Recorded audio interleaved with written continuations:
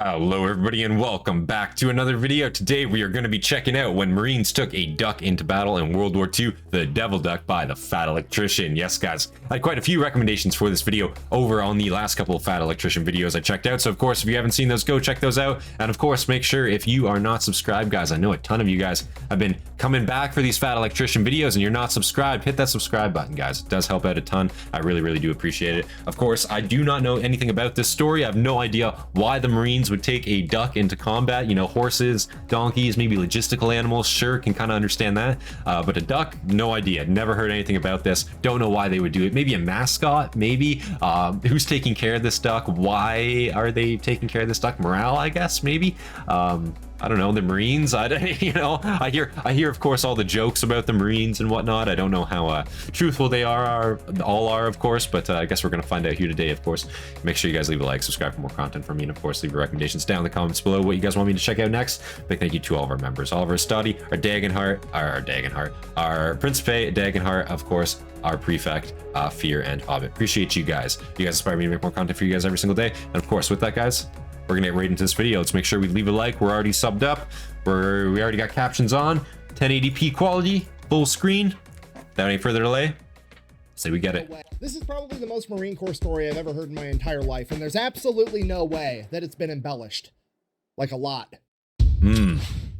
Ladies and gentlemen, we've already never heard of it, so most famous animal hero, Sergeant Reckless, the horse that was adopted Sergeant by Reckless the Marines during the Korean War that would go on to become the Holy hero shit. of Outpost Vegas and the first horse to ever partake in a Marine Corps amphibious landing. But before never heard of this Sergeant Reckless, either. the Oh my Marine god. Corps had another hero from the animal kingdom that partook in multiple amphibious If you guys want me to landings check that out, let me in the know. theater of World War II. Today we're talking about Sergeant Seawash, aka the Devil Duck. But first, a word from Sergeant This video is Seawash. brought to you by Delete Me. Delete Me is an online Delete subscription Me. service. It's a very straightforward, simple business. You give them money, they get rid of your personal information off the internet. Okay, look, how here's the deal. convenient. Somehow, some way, your personal information is on the internet. Your name, your spouse's name, your parents' name, your address, your last 5 addresses, your phone numbers, and all of your emails are all sitting in some data broker's bank, and they're selling that information for money. But the good news is that these data brokers are legally required to delete your information if you submit an opt-out request. And that's really? where Delete Me comes in. They will go to all the big data brokers and automatically submit opt-out requests on your behalf, and you don't have to do anything. And That sounds so convenient. I thought the Oh my same god. thing. I don't want to give all my personal information to Delete Me either, because that just seems counterproductive. Okay, here's the thing with that. You don't have to give them all your private information. You can literally give them your name and your email address. You can give them more information if you want, but really all they need is your name and email, and then you come back a few days later and they just start asking you a bunch of yes or no questions. Holy By shit. using just your name and email, they'll search through all the data banks and figure out who you are, and they'll ask you a bunch of weird questions like, is this your dad? Is this your mom? Is that a relative? Is this your address? Did you used to live here? Did you grow up at this address? Is this your phone number? Is this your email? They know all of this information just by so giving creepy. them your name and email, using all the information that these data brokers have. And then you just let them know, yes, that's me, and then they will delete all that information for you. A couple days after that, they're going to send you a report. Here was mine. Over 70 data brokers had my information, and there were 489 listings where that information was for sale. And Oh my Delete Me god. submitted opt-out requests for all of them. Now, those data brokers are probably going to be able to get my information again, but Delete Me is constantly going to be searching for my info and automatically submitting the requests as soon as those listings pop up. Go check Holy out shit. Delete Me. I'll have a link and a discount code down below. Let's get back to the video. Our story begins. Of course, if you guys want to go use Delete Me, I mean, that sounds like a very convenient service. I mean, shit, definitely might want to be something everybody should look into for sure. If you guys plan on using that service, go use code electrician, 20% off if you plan on using that service. That's a pretty big discount. Go utilize that. Things pop up. Go check out Delete Me. I'll have a link and a discount code down below. Let's get back to the video. Our story begins in 1942 as the 2nd Marine Division is currently in New Zealand, gearing up to go into combat against the Japanese in World War II. And like right all near great the start of military World War stories, II. It totally happened. It begins in a bar with a bunch of Marines drinking. And as is tradition with the military drinking at a bar, there are conflicting reports as to what actually happened. According to the Marine Corps, the Marines went out to a local bar in New Zealand. They then What is it going to be, the Air Force? Who is it? They all had a great, very professional, cordial time where they all drank a very appropriate amount of alcohol, potentially even a Surgeon General recommended amount.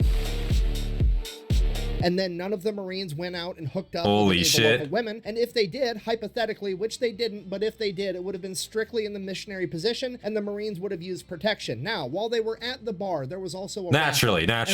You know, there's so many briefings. You know, if anyone here has, of course, been in the service, you know, to any degree, you know, let's be honest, you know, wrap it if you get it, you know what I'm saying? Like that's in all the briefings. I'm sure, of course, they abided by that. Of course.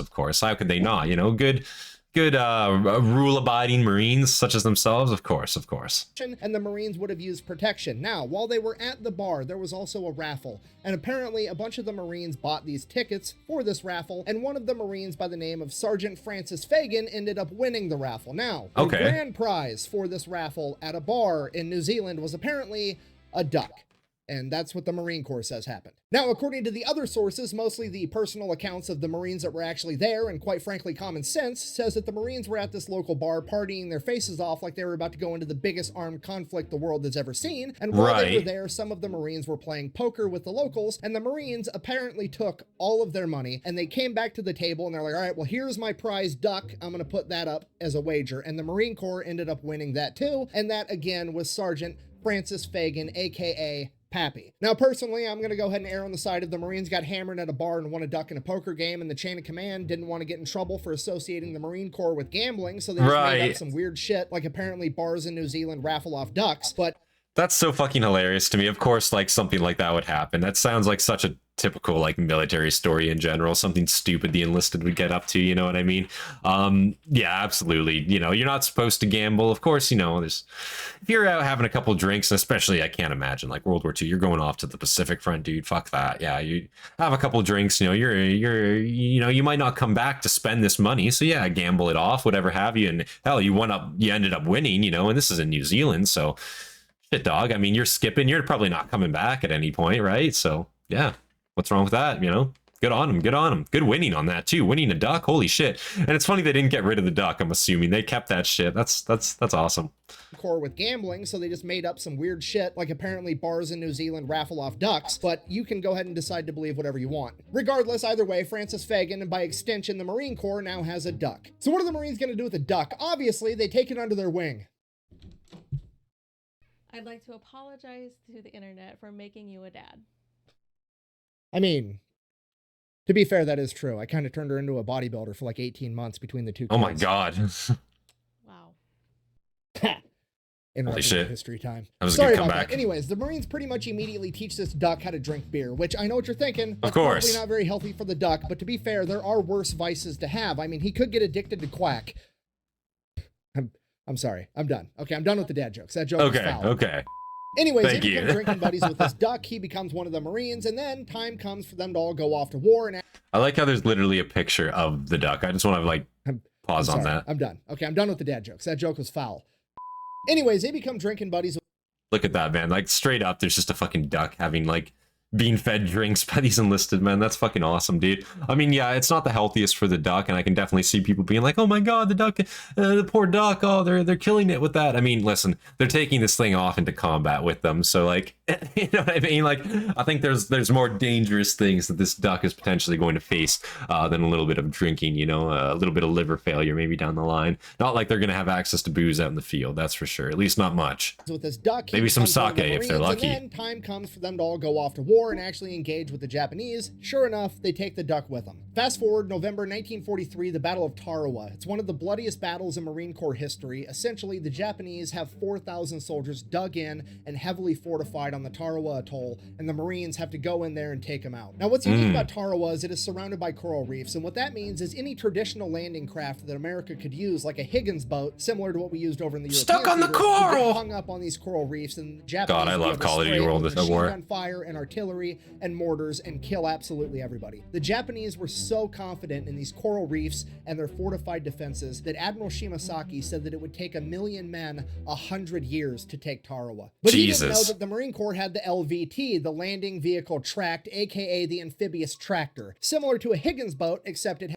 I gotta say, the LVTs are so fucking swanky. Let's just take a look at this picture here. So fucking swanky, these things. Like, yeah, straight up, the amphibious landing craft, but it's also just like a tank, basically, right? Or a troop carrier, I guess. It's not a tank, right? I know you guys did put various weaponry attachments on these. I think I've seen one with like an AT gun, maybe a 37 on it. I don't think I've seen anything bigger than a 37, like a 75 or anything like that. I think just 37. You had multiple machine gun mounts.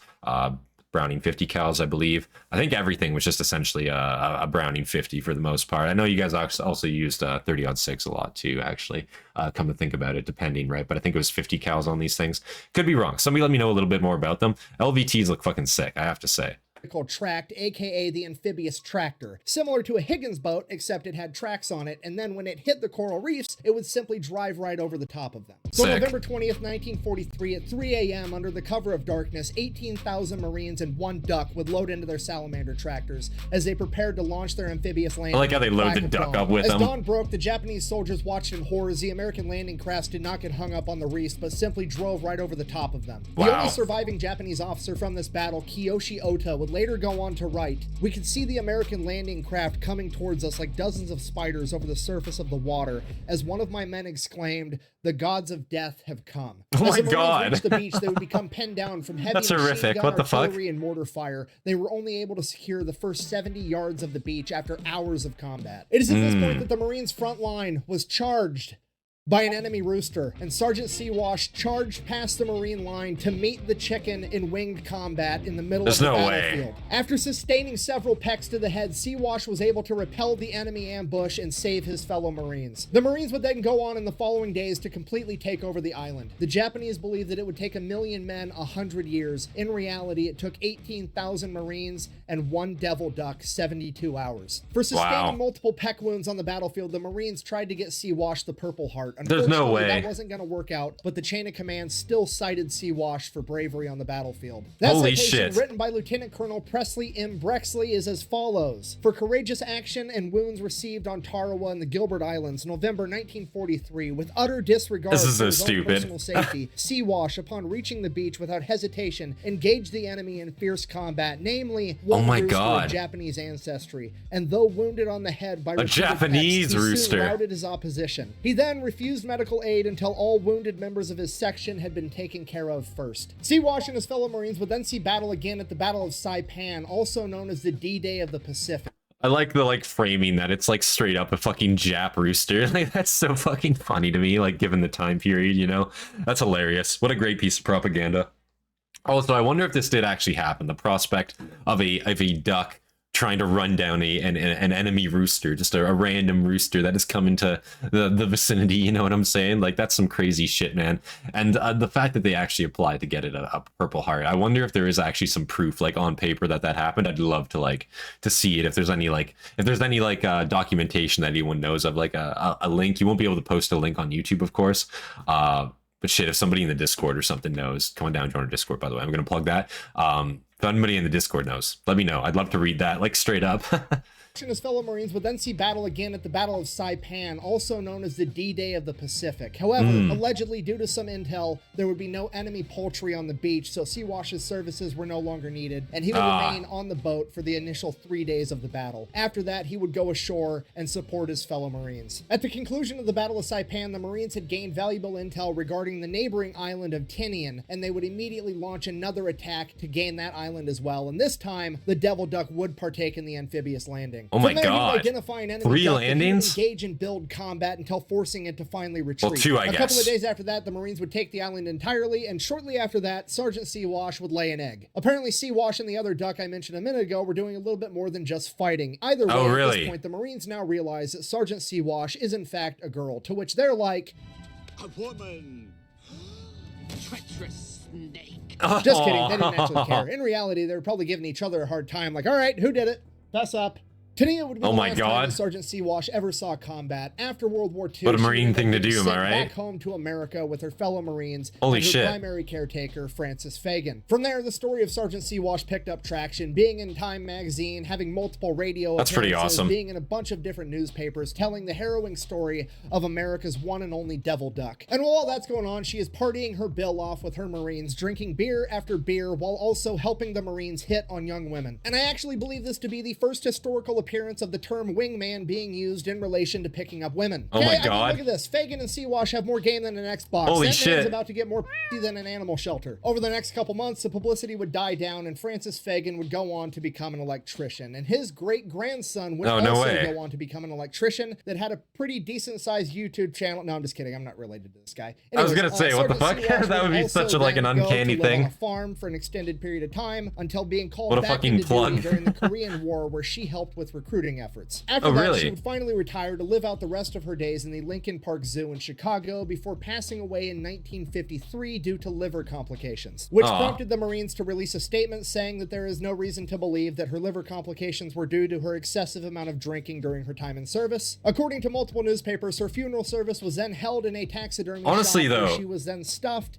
and currently resides in the National Museum of the Marine Corps in Triangle, Virginia. So I will say that's still a long time for a duck to live. I think that said, what, like 11 years, if I was looking at that right? Maybe I'm wrong. Dies in zoos 11 years after she joined the Marines. Yeah, like that's still a decent lifespan for a duck to have. And considering all she went through, I mean, how a little beer, you know, come on, liver failure, you know, I mean, come on now, you can't blame that, you know. I'm sure she was just having some fun, you know. According to multiple newspapers, her funeral service was then held in a taxidermy shop where she was then stuffed and currently resides in the National Museum of the Marine Corps in Triangle, Virginia. That's so in crazy. Conclusion, this has been the totally real, 100% not So you can go see that whatsoever duck today. story of Sergeant That's real. Seawash, aka America's Devil Duck. That time the Marine Corps won a duck in a poker game, taught it how to drink beer, then took it to multiple amphibious landings in the deadliest battles of World War II, kept it alive the entire time to bring it back home so they could use it to hit on women. And I think it is the most Marine Corps thing that has ever happened. And if what I'm an wrong, awesome picture. you can tell me down below, and if your story's better, I'll do a video on that too. Thank you for watching. Best way to support the channel is go buy some merch over at thefatelectrician.com. Quack bang out. Oh my God. What a crazy story. I think we're just gonna wait till the end here. No little plug at the end there? Okay. That's all good. That's a good. Yeah, guys, that was when Marines took a duck into battle in World War II, the Devil Duck by the Fat Electrician. What a crazy story. Little bit of a shorter video there. Didn't have a whole lot of context, things to say about that one, but that was still an awesome video to check out. Really funny to see. Just a nice little humorous, funny story. The fact that that duck went on 3 beach landings, 2 different beach landings, and then helped out with recruitment efforts for Korea. That's kind of insane. Went to the zoo, died at the zoo, lived peacefully, retired.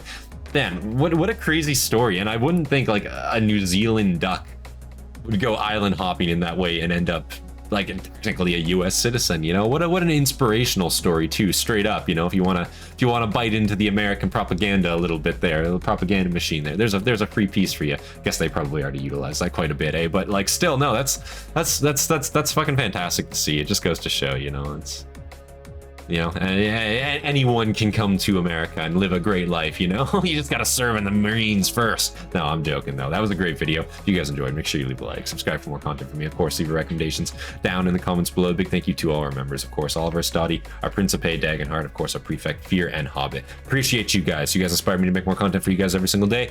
And with that, guys, see you guys in the next one. Peace, guys.